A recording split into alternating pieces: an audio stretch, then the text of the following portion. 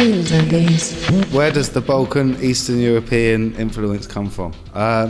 Basically, I think it was my time in France. I spent some time in France, and a lot of the people I hanged out with there were listening to sort of gypsy music. And yeah, I really liked it. I was kind of into ska, Irish music before, and I felt like they all linked, those types of music quite linked. Like, even though they're different scales, a different vibe, I really loved it. It was a kind of, I felt like it was rave in folk music, do you know what I mean? And it was like really, I just liked the vibe of it. I thought it was quite up-tempo. And when I heard it, I could hear the remix in my head already, you know, and so yeah. I suppose it come from my time in France, yeah. Why do you style yourself clown-wise? Am I circus addicted? Right, I suppose the first time, the music itself was like nicknamed Clowncore by my friends before, because it had that sort of circus influence. And I think, I don't know, it probably come from ska originally, like my sort of that quirky sound and folk music, and then it was the first time I played on the street, and I sort of decided if I was going to sell it to the public, you know, just a normal person who's walking in the high street, I felt like me and my scruffy clothes playing an accordion to a really loud beat, I don't think it would have really gone too well, and I think the police would have moved me on quite quickly. So I just thought, yeah, complete the look by dressing up as a clown.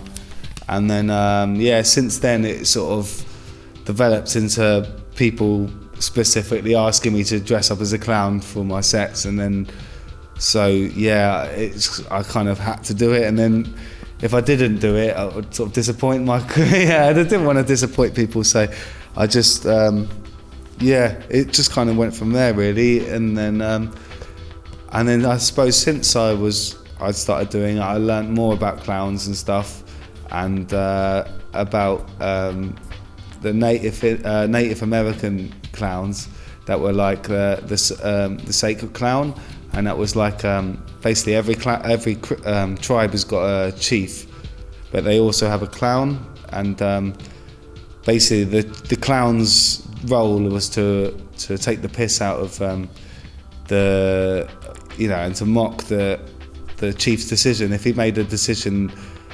and like the tribe didn't really agree with it, the clown's job would be to mimic this thing and take the piss, and then the chief would then rethink his decisions. And I think sometimes, I feel like since I knew about this, I kind of like, I'm trying to bring that spirit, with my music, do you know what I mean? So bring a bit of like jokes to the world, basically. And then, how did you get the idea of busking?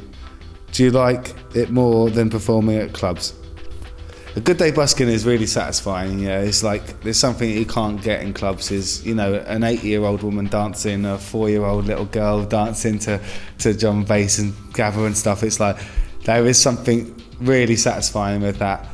But then, I was asked earlier about free parties as well, and like whether I prefer free parties than clubs and blah blah blah. But I suppose it's down to the day, and that's down to because I've had really bad times busking, and I would have definitely chosen to play at a good club over that, So it's